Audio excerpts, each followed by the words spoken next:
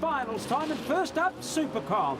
Errol Quartermain and Steve Flynn made it through to the finals. Flynn is in his burnout now, and it's another great preparation for the Buick-powered Commodore. Errol Quartermain, the little double D gas Tirana, running a Ford turbocharged six-cylinder engine on board, is going to have to work real hard to keep Steve Flynn at bay. Flynn gets to go first with the naturally aspirated Commodore, the turbocharged car about 0.2 of a second behind him on the tree. The amber lights will count down in sequence. We'll watch for clean greens in both lanes, and they're both out well. Oh, Flynn came out nice and straight and is going to go on with the business. Errol Quartermain's in trouble. The car pulling up at half strip distance, and Flynn gets there with an 8.6 at 257 k's. The semi-final, the third and fourth positions in the supercharged Outlaws about to be run now. John Buchanan on screen, and another big burnout from the dragster. Oh, big, strong burnout from John Buchanan. Barry Wood, the man that won the last meeting here at Triple M Ravenswood Raceway.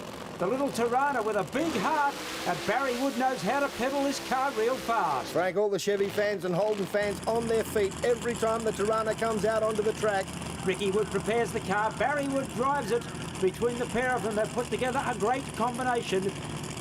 Certainly is a crowd pleaser. Would love to see it do well tonight. We've seen the times improve for this car over the last two seasons. That is a very, very big handful to get down the track. John Buchanan will be concentrating on getting his car down clean and straight. Ian Jenkins working hard on the car in the pit area, making sure the selection for the clutch setup and also the selection for the tune-up late in the evening is going to benefit the dragster. A real David and Goliath battle. Barry Wood in the little Tirana. John Buchanan alongside him, Stu in the dragster. The Tirana with the slower national record, he'll get to go first as the dragster has to wait for a long time. Two clean green lights and we're racing. Oh, there's a problem with the Tirana. The Tirana's blown a lot of smoke and come over into the other lane. Buchanan, meanwhile, goes through with a 6.5 at 307 k's. An unbelievable pass from Buchanan. He must have been doing about 310, 315 kilometres an hour when the Tirana came into his line. You can see a little bit of smoke under the Tirana, oil leaking from the top of the motor onto the headers is the indication, and then it's under the slicks, and Barry Wood has got his hands full.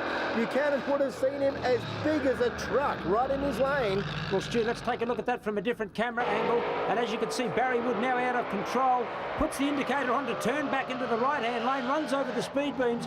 How close was that to John Buchanan? A remarkable race. Both drivers doing a fantastic job to avoid a tremendous collision. Passing speed of about 150 kilometres an hour. Buchanan going by him at about 310 k's. Very, very close indeed. And all that caused by smoke trailing back off the headers and under the left slick of Barry Wood's car.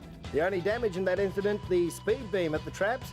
The DrinkSafe track safety crew siliconing that beam back down to the ground, and this has been a tremendous improvement in safety as there is no longer a hard fixing at the end of the track. Racers can drive over this beam without the risk of damaging a tyre.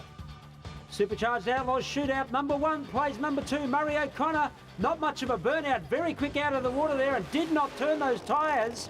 Greg Byrne trying to get his burnout happening, and it didn't happen for him either. Both racers with very small burnouts. This will be a problem for them. Well, let's hope they're not prepared and got cold tyres, and it certainly looks that way. O'Connor has turned the tyres at the start line. Oh, no! Byrne turning the tyres at half-track. It's a fight to the finish, and Byrne gets there first. Two races with cold tyres and another near disaster. Well, Stu, let's take a look at this race in slow motion as both cars leave the line. They normally do big, strong burnouts. Neither car deciding to do so this time. I think it's really cost the racers. O'Connor was thinking to himself, I haven't left the start line very well, when he saw Byrne get out of shape. Chased hard, but still lost.